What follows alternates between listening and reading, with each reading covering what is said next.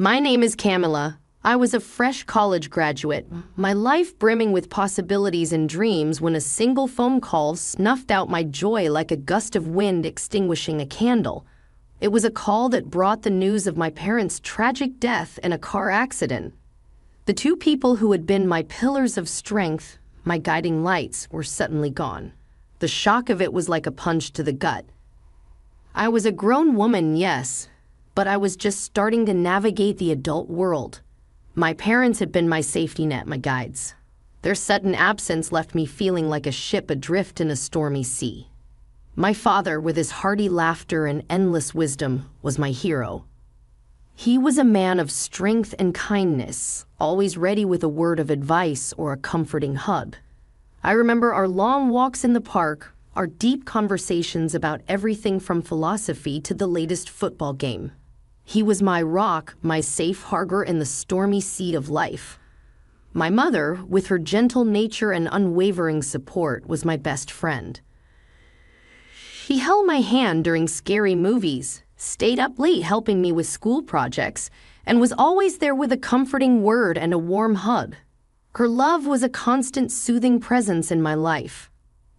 Their absence left a gaping hole in my life, a void that seemed impossible to fill.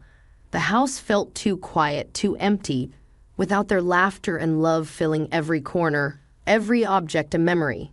In the midst of my grief, a man named Richard appeared. He was a worker at a trading company who happened to be at the scene of the accident. He had provided a witness statement and felt compelled to reach out to offer his support. "Camilla," he said, his voice filled with sincerity, "I can't express how sorry I am for your loss. If you need anything at all, please don't hesitate to ask." His words, though simple, were a lifeline in the storm of my grief. Richard became a steady presence in my life, helping me navigate the legalities of the accident, the insurance claims, the mountain of paperwork that seemed to multiply every day. His support was invaluable, his kindness a balm for my aching heart. As the weeks turned into months, Richard and I grew closer. Our conversations grew longer, our silences more comfortable. One day, he took a deep breath, looked me in the eye, and said, "Camilla, I've come to care about you a lot more than I've cared about anyone else. Would you consider marrying me?" I was taken aback, but I looked into his eyes and saw the sincerity there.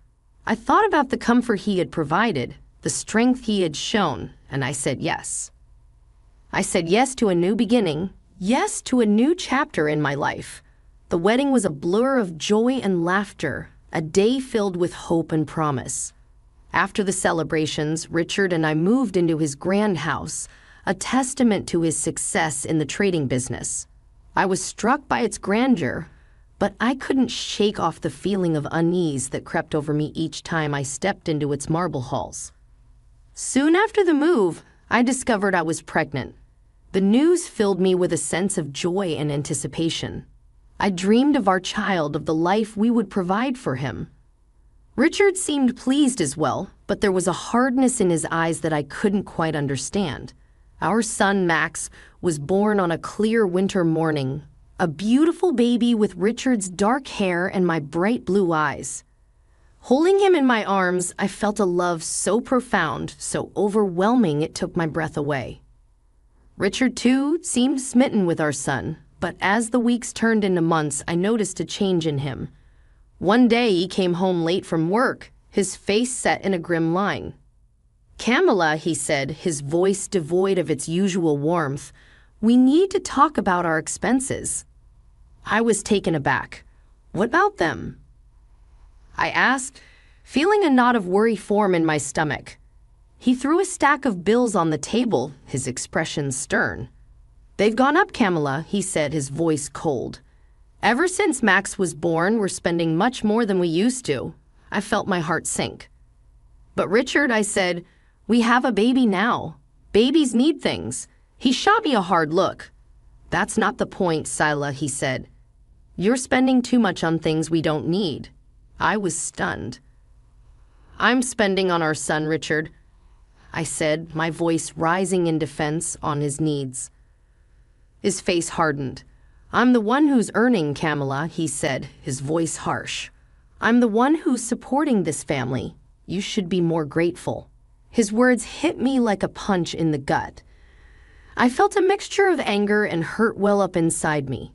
I had thought Richard was my partner, my ally, but his words made it clear that he saw me as a liability, an additional expense that he had to bear. The days following our heated exchange were filled with tension. Richard became more stringent about our budget, scrutinizing every receipt, every purchase. He was relentless in his accusations of my alleged overspending. Despite my best efforts to economize, he'd say with condescension, "Camilla, you need to understand the value of money." "Richard, we need food," I'd say, "and Max needs diapers. We can't just stop buying them." He'd look at me, his eyes hard and cold. "Then figure out, Camilla. Make do with less." I'd bite my tongue, holding back the retort that was on the tip of it. It wasn't that I didn't understand the value of money. It was that Richard seemed to value it more than he did his own family. Food shopping became a game of strategy. I'd scour the aisles for the cheapest products, calculate the cost per meal per person. I'd choose the store brands over the name brands, the bruised apples over the pristine ones. I'd walk miles to the store and back, foregoing the cost of public transport to save a few dollars. Richard's decree extended to clothing as well. "No new clothes," he'd say, his voice firm and unyielding. "Make do with what you have." I looked at my worn-out wardrobe, the frayed edges of my dresses, the faded colors of my shirts. I felt a pang of sadness. I wasn't asking for designer clothes or expensive jewelry, just something new, something that hadn't been worn to threads. One day I saw a beautiful little jumper for Max in a store window. It was on sale, but even then, it was more than I could afford. I walked away, my heart heavy. When I got home, Richard was there. "You were at the store, weren't you? Buying more stuff we don't need," he accused. "I didn't buy anything, Richard," I said, my voice steady. "I can't. You've made sure of that." "Don't play the victim, Camilla. You're the one who can't control her spending," he scoffed. I looked at him, my heart pounding. "I'm trying to provide for our son, Richard. Can't you see that?" He got up, his face red. "I'm the one providing for this family, Camilla. You're just spending my money." I felt a surge of anger. "Your money, Richard. We're a family. It's our money," I asserted. He laughed, a harsh, bitter sound. "Oh, Camilla, you're so naive." I stood my ground, my hands clenched. "No, Richard, I'm not naive. I'm just trying to do what's best for our son." He glared at me. "And I'm trying to save us from bankruptcy. But you wouldn't understand that, would you, with that?" He stormed out of the room, leaving me standing there, my heart aching. I noticed Richard's lifestyle remained unchanged. He still wore his designer suits, still splurged on expensive gadgets. He'd come home with a new phone, a new laptop, a new watch, while I was left to mend old clothes and ration our meals. "Richard," I'd say, trying to keep the bitterness out of my voice. "How come you get to buy new things, but I can't?" He'd look at me, a smug smile on his face. "Because I earn the money, Camilla. I get to decide how it's spent." His words stung, a slap in the face. I was his wife, the mother of his child. But he treated me like a burden, like an unwanted expense. His greed was clear, his arrogance palpable. He valued his gadgets more than he valued us. It was a Tuesday when Max came down with a fever. His little body was hot to the touch, his eyes red from crying. I knew I had to get him medicine, and quick. I rummaged through the cupboards, my heart sinking when I saw them bare. We were out of money, out of options. I did the only thing I could. I took the last of our cash, the money I'd been saving for Richard's favorite steak, and bought medicine for Max. I knew Richard would be mad, knew he'd be furious, but Max was more important. He was my son, my baby. I couldn't let him suffer. When Richard came home that night, he was in a foul mood. He had a long day at work, he said, and all he wanted was a good meal. When he saw the empty table, his face turned red. "Camilla," he said, his voice low and dangerous, "where's my dinner?" I swallowed hard. "Max was sick," I said. "I used the money to buy him medicine." Richard's eyes narrowed. "You what?" I repeated, my voice steady despite the fear in my heart. Richard slammed his fist on the table. "You spent my money on medicine for that brat." I flinched at his words.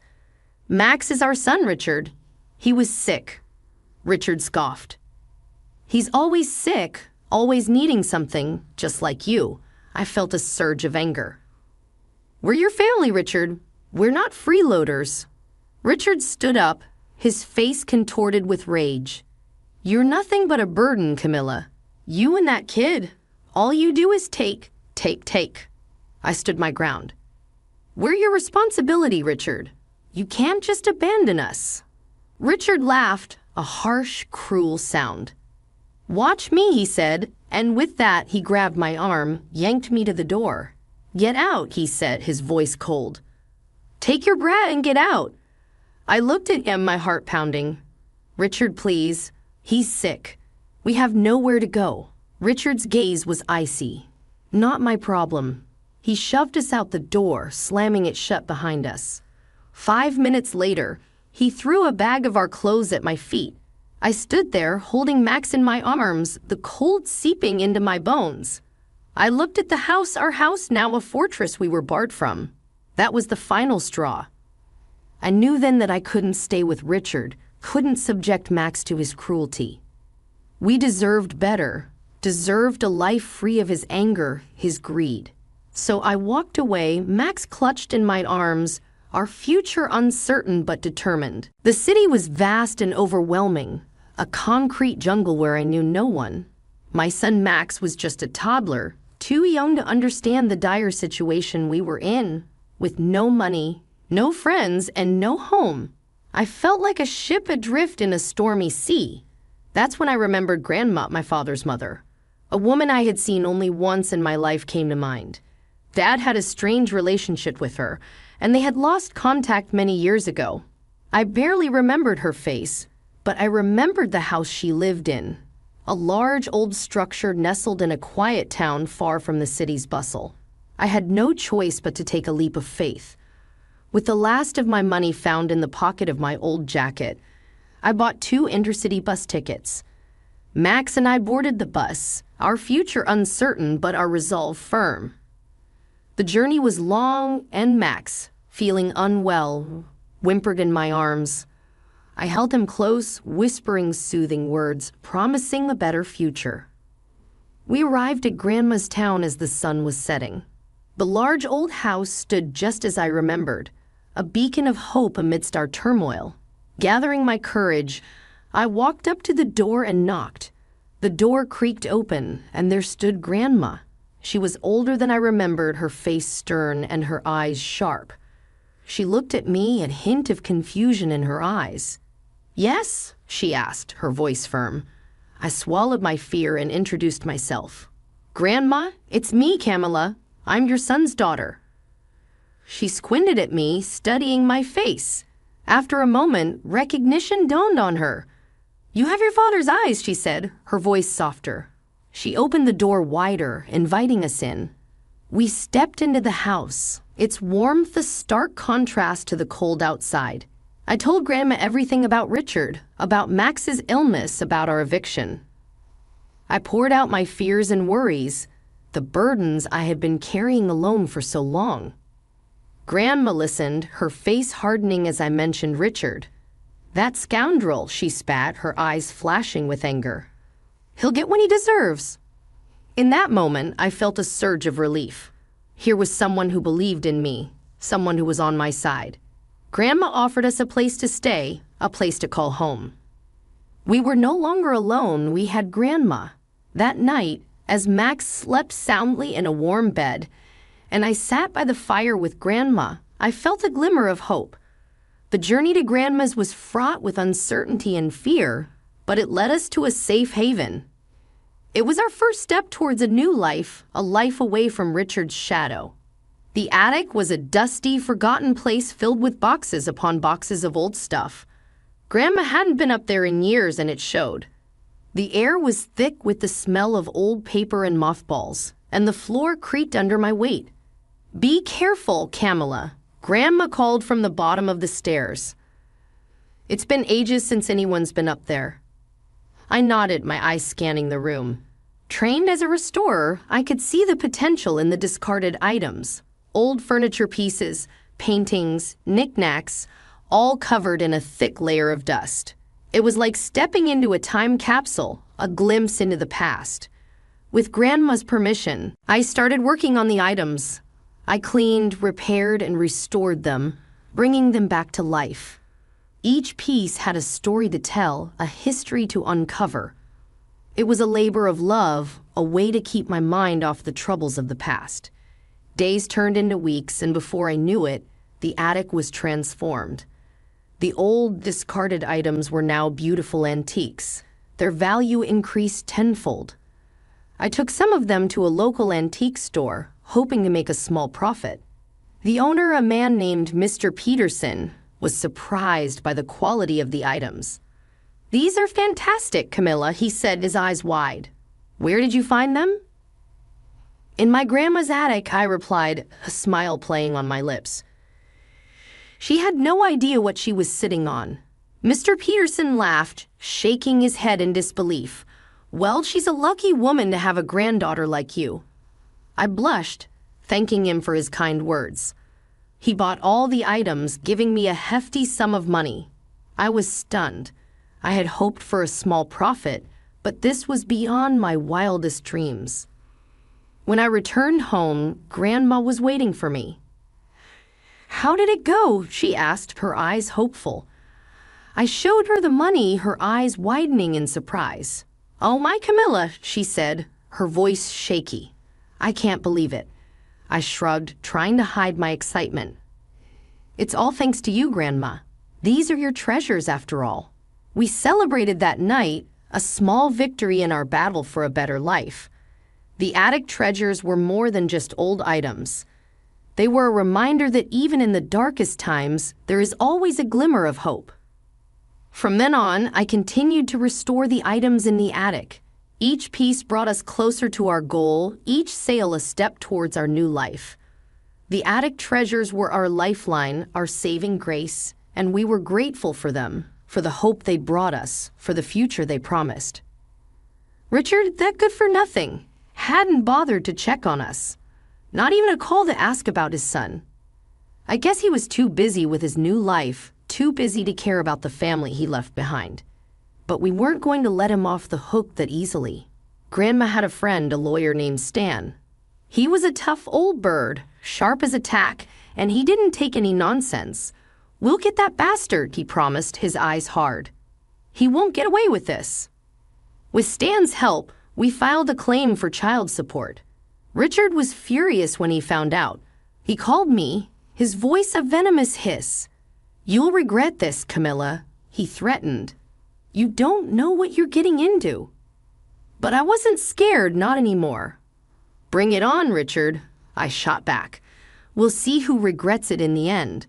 The day of the court hearing arrived. Richard strutted in, all puffed up like a peacock, his lawyer by his side. He sneered at me, his eyes cold and hard, but I didn't flinch. I was ready for him. Stan presented our case, his voice steady and firm. He talked about Max, about how Richard had abandoned us, about how he hadn't paid a dime for his son's upkeep. The judge listened, his face impassive. Then it was Richard's turn. His lawyer was smooth, his words slick. He painted Richard as the victim, as a man scorned by his vindictive ex-wife. But we had a trump card. I played a recording of Richard's tirade the night he kicked us out. He didn't know about it, and I decided to surprise him. His threats, his cruel words, all for the court to hear.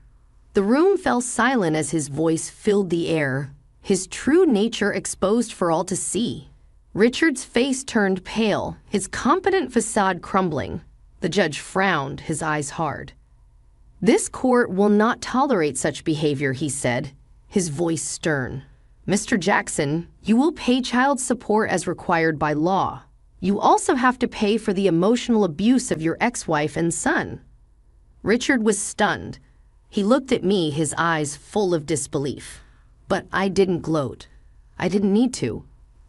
The look on his face was victory enough. After the court hearing, Richard tried to worm his way back into our lives. He called me, his voice all sweet and smooth like honey dripping from a spoon. "Camilla," he said, "let's start over for Max's sake." I laughed a bitter, cynical laugh. "Start over with you." I shook my head, even though he couldn't see me. "No, Richard, we're done." I could hear the surprise in his voice. "But Camilla," he stammered, "you need me. You can't survive without my money." That's where he was wrong. I had a job now, a good job. I was a restorer, working for a local antique store and a museum. I was making good money, enough to support Max and me. And with Grandma's help, we were doing just fine. "I don't need you, Richard," I said, my voice steady. "I've got a job, a good job, and Max and I are doing just fine." There was silence on the other end of the line. Then Richard laughed, a harsh, bitter laugh. "You working?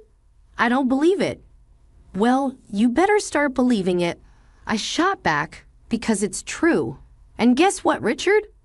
I'm not just surviving, I'm thriving." There was more silence, then Richard hung up, his parting words a venomous hiss. "You'll regret this, Camilla. You'll see." But I wasn't scared, not anymore. I had found my strength, my independence, and there was no going back. The next few months were a whirlwind. I was busy with work, with Max, with life. But I was happy, truly, genuinely happy. For the first time in a long time, I felt free. Free from Richard, free from fear, free from uncertainty. Grandma was proud of me. "You did good, kid," she said one day, her eyes twinkling. "You stood up for yourself. You took control of your life." I smiled, feeling a sense of pride. "Thanks, Grandma," I said. "I couldn't have done it without you." And that was the truth. Grandma had been my rock, my support. She had stood by me, had helped me find my strength, and for that, I was grateful. The sweet taste of victory was more than just a court win. It was a personal victory, a testament to my strength, my resilience. It was a reminder that I was more than just Richard's ex-wife. I was a survivor, a fighter, a mother, a restorer. And as I looked at Max, his eyes bright with laughter, his face full of joy, I knew I had made the right choice. I had chosen to fight, to stand up for myself, for my son, and I had won.